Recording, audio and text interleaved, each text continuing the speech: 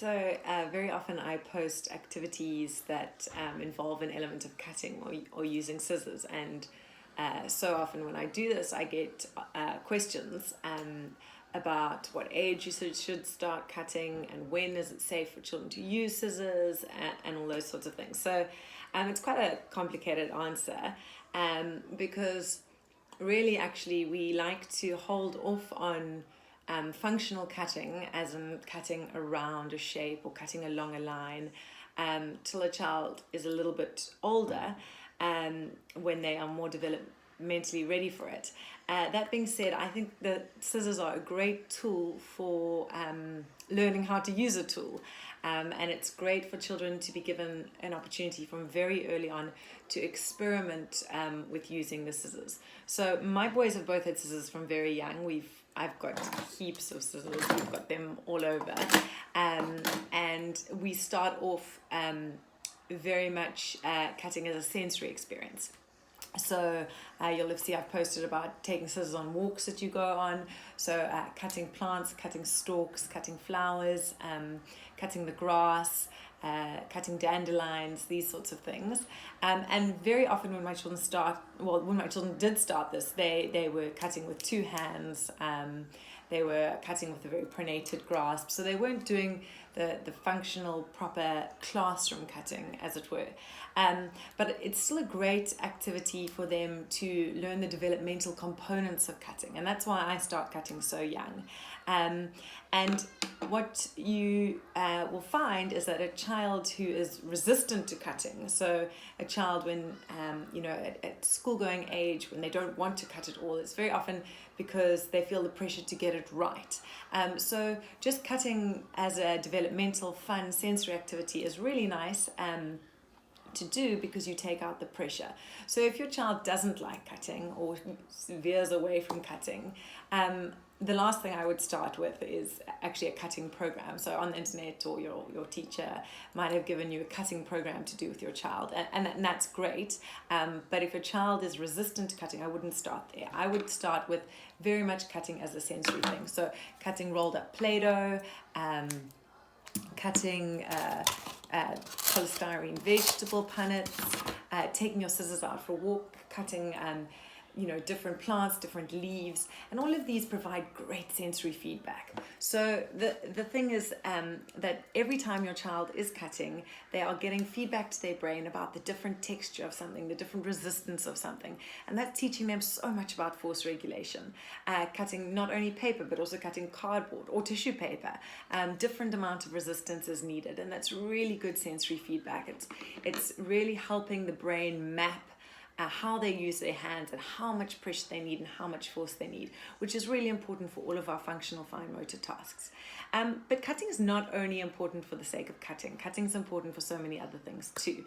And one of the main reasons cutting is so wonderful is because when you are holding a pair of scissors correctly, and you are cutting in a more functional manner, you're doing such great bilateral integration. So you're using your two hands together. So that's both sides of the brain.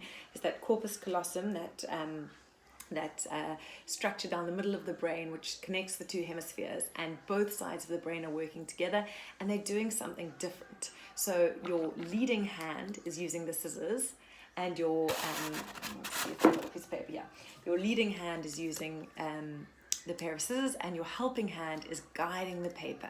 Okay, so if I wanted to cut around this, I've really got to work. My hands have to be doing something different, but working together. It's great for directionality as well. So once you get that bilateral integration, you start to learn, okay, well, cutting that way is less efficient, so I'll cut that way. So you're working towards the midline on both hands.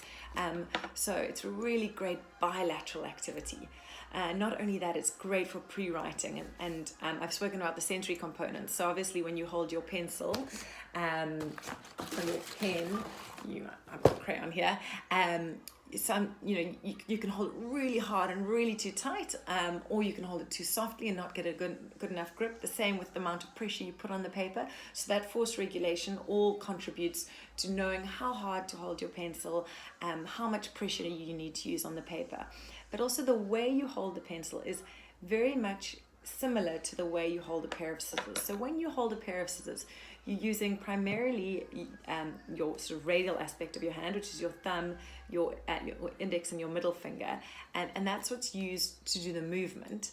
And then you're using the ulnar aspect of your hand, which is your little and your ring finger, to do the stabilizing. So you'll see when children are young, they start cutting like this, and there's not much stability in that. So it's really about bringing that stabilization there, and that's exactly what you need for writing. So when you write, that arch of the hand needs to be developed enough so that you can dissociate both sides of the hand, so that you can use the one side of the hand for movement and the one side of the hand for stabilization. So you can see you've got your moving fingers and then your stabilizing fingers, and cutting is just a really nice way, a really fun way for children to practice doing that. So obviously, my children, like they cut, we cut all the time, and they're very used to this, but they sometimes do snip themselves, and so they've had to learn to be careful with scissors. And obviously I don't give it to them very often unsupervised, and we have had some casualties in terms of things that shouldn't be cut getting cut, but I think it's all part of the learning process, and I still think that it's really beneficial for them, and that it just really helps them with developing their hand strength, developing those palmar arches, their bilateral integration, both sides of the hands working together. So the answer is that yes, my children have used scissors from very young. They use them, as I say, from just after 2, and I don't get baby scissors or anything. I just use normal children's scissors, but I'm not expecting them to cut in that very functional way. And in fact, if you let them cut a lot, they discover that on their own. And as their visual perception starts developing, as that gets further along development, the two come together, that motor component and that visual component, and then you get a visual motor integration where when you give them a box to cut up, they'll actually start cutting around the picture on the box instead of just cutting the box up, and they'll see that. So that'll be a good sort of clue to you that maybe, okay, now we can start working on more functional cutting, so cutting along lines and cutting around things.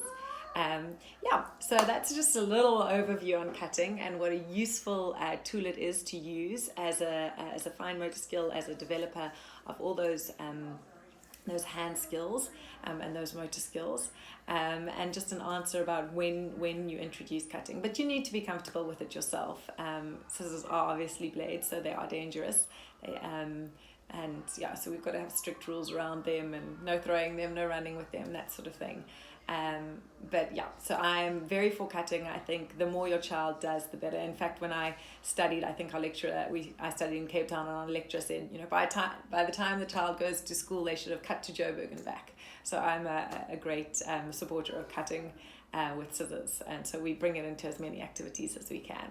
Anyway, I hope that's useful. Have a great day further, and we'll catch up soon.